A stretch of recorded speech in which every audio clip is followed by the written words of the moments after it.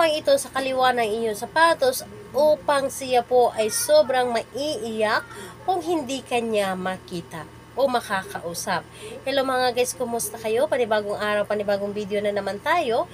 And sa araw na ito ay isa na namang video ang aking tuturo sa inyo ng simpleng gabay o simpleng pamamaraan na makakatulong sa atin. At bago ang lahat, gusto ko lang mag-disclaimer sa mga taong hindi naniniwala at hindi gusto ang mga kagaya nitong video. Please skip this video and maghanap kayo ng videos na gustong gusto nyo dahil ang video na ito ay para lamang ito sa mga taong naniniwala and gusto mag-try. Sa lahat po na mga nagko-comment po dito sa aking video dito sa loob ng aking channel, mag-ingat sa lahat ng mga nagre-reply sa inyo na dinadala kayo sa WhatsApp in Emo app upang makaiwas po tayo sa mga scam. Ngayon po, ituturo ko sa inyo paano maiiyak yung partner ninyo kung hindi kayo nakikita, hindi kayo nakakasama, yung tipong hindi niya maramdaman or hindi niya ma-explain yung gusto or yung naramdaman niya dahil sa sobra-sobra niyang pagkasabik na makasama ka, yung tipong gustong-gusto kanyang mayakap, ngunit nasa malayo ka. So ito po ang ating gagawin ngayon upang maramdaman niya kung gaano ka-importante para sa kanya. Ito ay pwedeng gawin sa parehas ang kasarian, babae ito babae and lalaki ito lalaki. Siyempre naman sa ating babae at lalaki na mag-partner.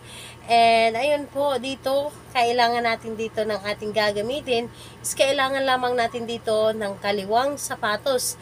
Isang piraso lamang sa kaliwang sapatos po, isang pirasong sapatos yung sa kaliwa.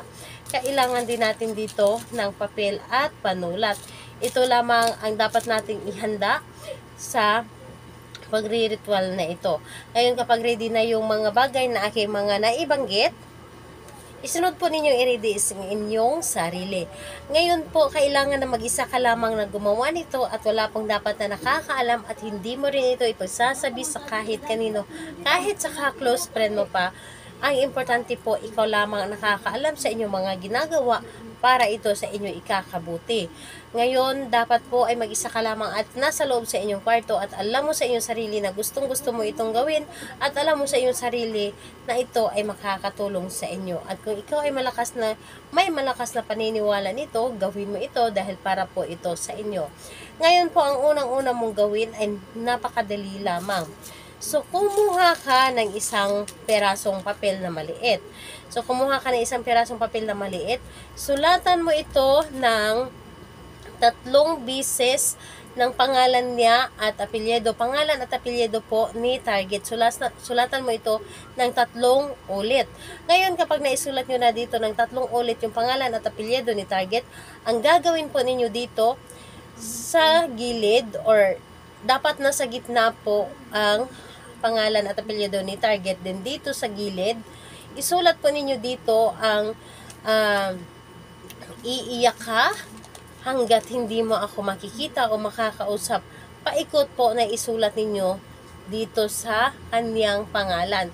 So, halimbawa po ay nandito po yung pangalan at apelyido ni target. Nandito po siya sa gitna.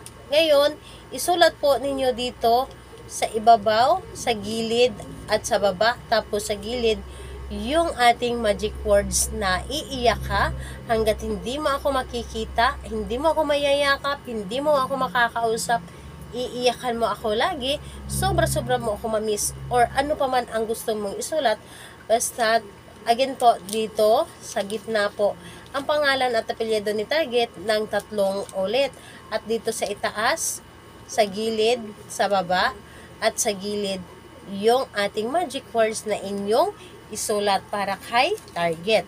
Ngayon po, kapag naisulat yun na, ang gagawin nyo lamang ay napakadali lang.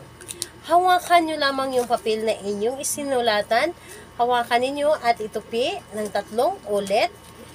So, tupiin nyo lamang ito ng 3 ulit at pagkatapos nun, hawakan nyo lamang, sasabihin nyo lamang dito ang gusto niyo, yung pangalan niya at apelyido, at yung mga magic words na inyo isinulat, sabihin ninyo or ulitin ninyo dito pagkasabi. At pagkatapos nun, kunin ninyo ang inyong sapatos. Kaliwang sapatos po ang ating kakailanganin dito. Kaliwa po, at pagkatapos nun, ilagay doon sa kaliwang sapatos itong papel na ito. And mas maganda na kapag gamit ninyo or gagamitin nyo ang inyong sapatos, huwag ninyo itong alisin doon sa loob. Doon lang or manatili lamang ito doon sa loob. Mas maganda na maapakan mo ito lagi para mas mabilis itong maramdaman or mas mabilis ang talab nito. So, ayun po. Gawin ito sa araw ng Tuesday and Friday dahil yun po ang pinakamalakas na araw na gagawa tayo ng rituals and pampaswerte. At kung gusto niyo naman gawin sa ibang araw, mas maganda po na gawin ito sa ibang araw or pwede rin ito gawin sa ibang araw kung malakas po ang inyong energy at ayun po, may sinag ang buwan. So, ayun, sa lahat po ng mga gustong magpa-shoutout, mag-comment lamang sa baba para ma-shoutout ko kayo sa next video. And sa lahat po ng gustong magtanong, mag-comment lang din po sa baba para ma-replyan ko din po kayo. Salamat po sa inyo. Bye-bye everyone. God bless us all.